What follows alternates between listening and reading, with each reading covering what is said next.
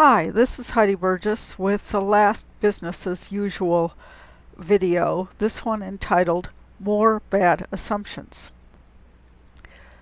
One assumption that we frequently make in conflicts that gets us into trouble is that everyone has the same facts and that truth exists and can be found and proven. Now, of course, this is sometimes true, but it often isn't, particularly in conflicts where the two different sides may have very different versions of the facts. Certainly, this is the case in Israel and Palestine, where there cannot and has not forever been any agreement about who owned the land, who was there first, who has rights to live there and control the area now. Factual disagreements also exist over such things as vaccines. Do vaccines help children and our population overall be healthier? Or are they dangerous? Do they make kids sick? Do they give kids autism? Now, science is pretty clear on what they think about that, but there's also a large group of people that don't think much of science. Same's true as with the conflict over GMOs. Scientific arguments mostly say that genetically modified organisms are safe, but there's a lot of people who don't believe it.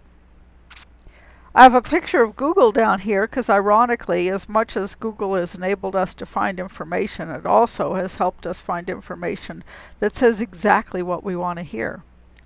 So you can use Google to find lots of proof that vaccines are dangerous and that vaccines are safe, that GMOs are dangerous and that GMOs are safe, that the Palestinians have a right to not only Gaza and the West Bank, but all of Israel, and that Israel does not have a right to exist, or that Israel has a right to own the whole area and the Palestinians don't have any legitimate claim over West Bank and Gaza. You can find something that you can call truth or facts, with quotes around it, for each of those things and many others on Google. And assuming that you can agree on facts will often lead you down paths that are not productive. The same is true of values. We may assume, I don't think we as often assume that our values are the same as the other side's values, but we often assume that we can change the other side's values. I have the picture here of the woman in the hijab because Western women tend to think that Muslim women are being oppressed when they're forced to wear a hijab or a whole burqa. Well, I know a number of Muslim women who wear the hijab with pride. It's their choice. They don't feel oppressed at all. They feel that's a statement of their identity, just like Christian women or Catholic women will wear a cross around on a necklace around their neck. It's a statement of who they are. Here's a chart on differing views around the world about abortion, and the Pew did a lot of similar public opinion polling on lots of other moral values. Orange here represents people who think that abortion is immoral, green are people who think it's moral, and gray are people who think it isn't a moral issue one way or the other. You can see at the top, almost everybody in Pakistan finds abortion immoral. Very few people at France on the bottom do. The United States is about 2/3 of the way down. You can see that little blue dot is the United States. So values around the world on abortion vary greatly. You'll see the same thing on gay rights and gay marriage. You'll see the same thing on the way women are treated overall. There's lots of differences around the world on values. And people don't tend to negotiate values. They hold to them very strongly. They're part of their identity. And if the conflict is about values, you're going to need to find a way to honor both sides' values, or you're going to be stuck in intractability. Bad assumption number 3. We're all human. That's a good assumption. But the bad assumption is that that's more important than the groups that we are a member of. The picture on the right is the cover to a monograph written by a colleague of ours, Mary Fitzduff, called An Introduction to Neuroscience for the Peace Builder. And one of the things that she points out in this monograph is that humans are inherently tribal, which means that we have group identities to which we cling very strongly. And we all tend to make us versus them distinctions in groups versus outgroups. Now, the other thing that Mari points out in this book is that some of us tend to cling to those distinctions more than others. And neuroscience findings confirm what George Lakoff, a linguist, has been arguing for a long time, that there are two basic different frames in the way Americans see the world. And he divides them into what he calls the strict father frame, which is basically a conservative frame, and the nurturing parent frame, which is much more of a liberal frame. And he gives in his book, Don't Think of an Elephant, and in many other books that he wrote after this, descriptions of the belief systems of people who are liberal and conservatives.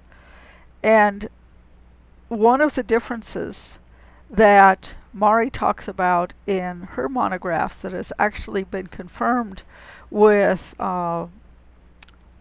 brain scans, MRIs, proving that different parts of the brain react to the same stimuli in different ways when between conservatives and liberals, is that conservatives are less tolerant of outside groups. They're less willing to consider changing their values. They're less open to compromise.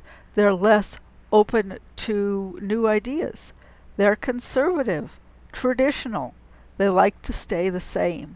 There's lots of other differences as well, but the important thing here is that when liberals say, we just all need to love each other, we just all need to tolerate each other, what that doesn't take into account is that some people, indeed probably close to half of the people living in the United States and the world as a whole, are genetically predisposed not to do that. Bad assumption number 5. Talk is all we need. The reason that I have Bush's and Bin Laden's pictures here is that I was at a peace building conference shortly after 9/11, and a mediator said to me, and this wasn't a joke, that if she could just get Bush and Bin Laden in the same room, sitting down at a table with her, she could, quote, work it out. I don't think so. Partly because they had very fundamental value differences. Partly because they had very fundamental factual images of what was going on in the world. And I would argue that there was most likely not a win-win solution to the conflicts that these two men had with each other. It would have helped, no doubt, to understand Bin Laden's interests. And we might have been able to meet some of them. But to think that we would be able to negotiate a mutually acceptable solution with Al-Qaeda seems pretty far-fetched to me. Here's another picture, a slightly different problem of the bad assumption that talk is all we need. Here's a picture right at the end when Arafat and Rabin signed the Oslo Accords, And the assumption was that that was the end of the Israeli-Palestinian conflict. Of course it wasn't. One of the problems was that there were actually a whole lot more people involved. It took more than these two men coming to an agreement. They had to bring all of their constituents along. Now, it has been argued, and I don't want to get into this here, that one side or the other weren't really ready to agree even at the leadership level. But even if they were, the populations weren't included in those talks. They hadn't reconciled the way the leaders perhaps had. So that's what we call the scale problem, and we're going to be talking about that one a lot more. Bottom line, the story is much more complex than people often expect it to be.